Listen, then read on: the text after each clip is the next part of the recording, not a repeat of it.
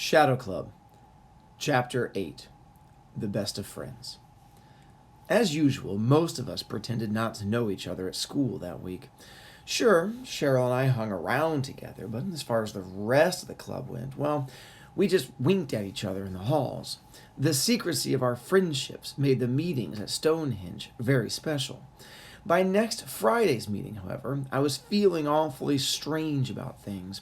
Tyson hadn't spilled the beans to anyone, as far as I knew, and none of us had gotten caught for any of the practical jokes we had played, but still, something didn't sit quite right. Maybe it was the feeling I'd got when I told Tyson I knew he was a bedwetter. Maybe it was the fact that I had to spy on him like a peeping Tom, or maybe it was the fact that Tyson had called us a gang. Whatever it was, I took the feeling to the meeting with me, and I couldn't shake it. I held my hands close to the fire. It seemed that for the past few meetings, nothing I could do would keep my hands warm. "You know," said Darren, "I never thought this would actually work. I never thought we'd all actually, like each other." "I'll say," said Abby. "Look at this group. We've got a jock, a brain, a nerd, a soch, a brat, a lawyer, and the gopher. Who'd have thought we'd all get along?" I smiled, but down inside, I cringed. The kids in the Shadow Club weren't the only ones in school left who didn't call me the gopher. "I'm not a jock," said Darren. "And I'm not a nerd," said Jason. "Yeah, but you know what I mean." I knew what she meant. Except for Randall, Cheryl, and me, none of us had really known each other before the club. "I guess when you have something in common," said OP, "it's easy to be friends." Oh, yeah, sure, we really had a lot in common, I thought. "Yeah, we all hate somebody," I said. OP turned to me. "What? We hate somebody? That's all we have in common. It's a little bit sick, huh?" "Nah," said Darren. "It's like war. Common enemies bring people close, you know?" "But we're not at war." "Yeah, we are," said Jason. "We're fighting for our right not to be humiliated by the unbeatables." "I say we nuke 'em," said Randall. "And I say that's not funny," I yelled. I wondered which was worse, wanting to nuke somebody or wishing someone was never born. There were 7 of us, all wishing that 7 other people in the world had never been brought into it. That's the kind of hatred you read about in war books, the kind of hate that kills millions of people. Everyone around the circle looked at me as if I'd cussed Randall out. "I think you're taking this all too seriously, Jared," said Cheryl. Nah, it's just for fun." "I think he's feeling guilty," said Abby. "What for?" said Darren. "Our jokes didn't hurt anybody, did they? Sure, a spider got killed, but I kill spiders every day. Do you see me crying about it?" He had a good point, but it didn't make me feel any better. I took my hands away from the fire. Almost immediately they began to get cold again, but when I put my hands down, Cheryl grabbed one of them and I held it gently out of everyone's view. That's when I began to feel a bit better about everything. "I think I know what it is," said OP. "I think he's worried about Tyson talking." "No, that's not it," I said, and took a deep breath. "You want out of the club, is that it?" asked Darren. "No, of course not. I like the club. I love the club. But what?" said Darren. "Get to the point." "Maybe we should stop the tricks." Cheryl turned to me. "Jared, our charter is based on revenge." "Yeah," said Randall. "The tricks were your idea. Don't whip out on us, Jared." "Yeah, Jared," echoed Jason. "Hasn't it been great fun so far?" asked Abby.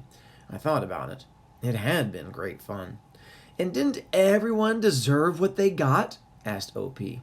She was right. They all deserved what they got. "And don't you enjoy being president of the club?" asked Cheryl.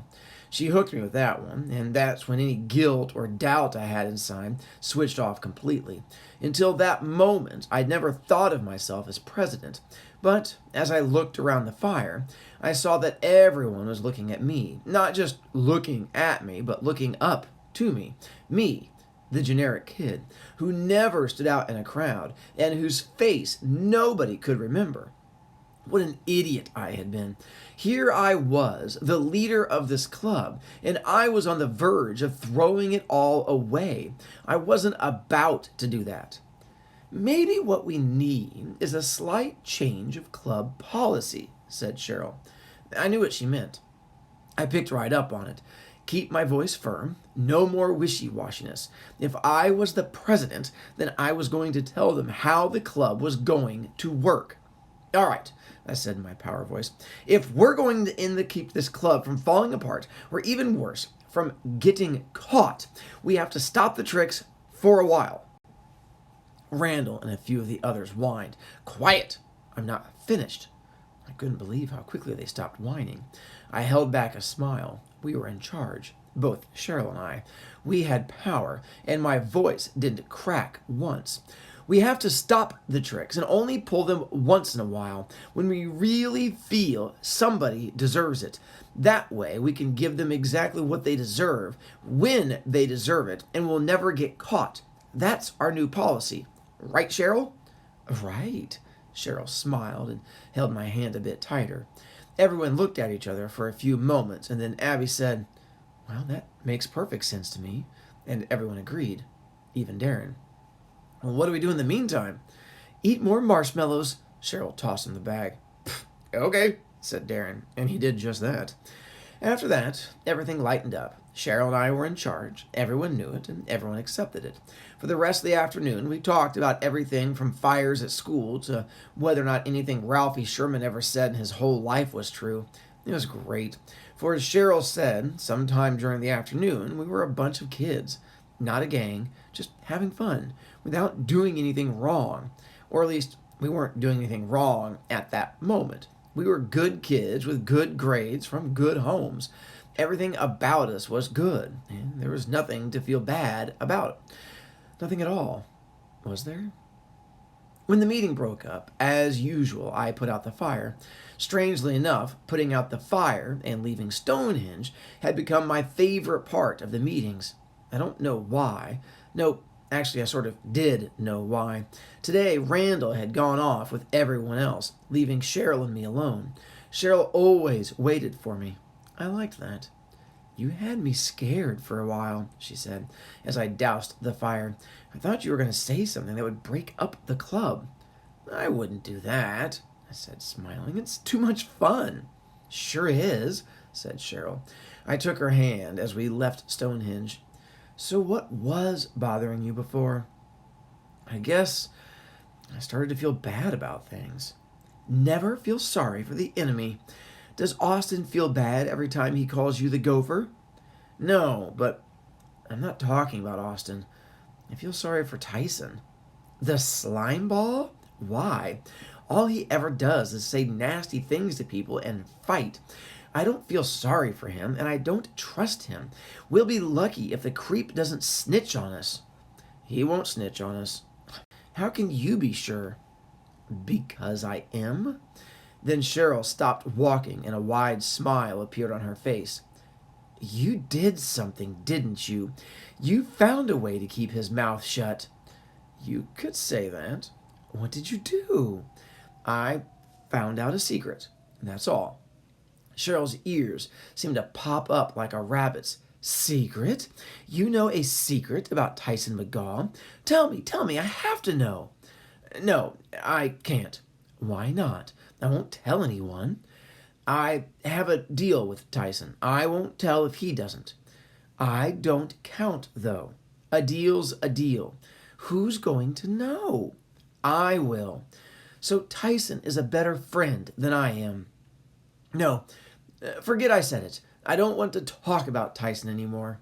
Cheryl could see she was not going to get anywhere. She sighed. Fine. Be that way. I guess we'd better be getting back. I didn't feel like going back, though. It was warm for October.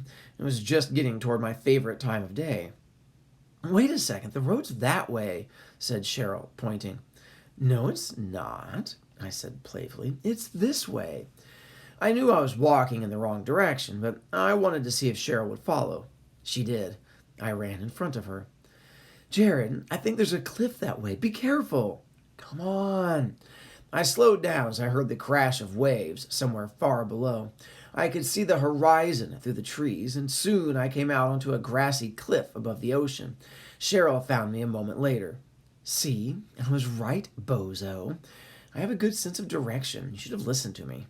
I know, I said, with a silly smile on my face. Come on, we'll be late. I know, I said with that same smile. She looked at me, not quite sure what to make of it. You're nuts, you know that? I know, I said, and she laughed. Although I had come to Stonehenge in the worst of moods, I was in a good mood now, and I wanted that good mood to last. I was with my best friend and was having a great time. If my parents scream at me for missing supper, I'm blaming you.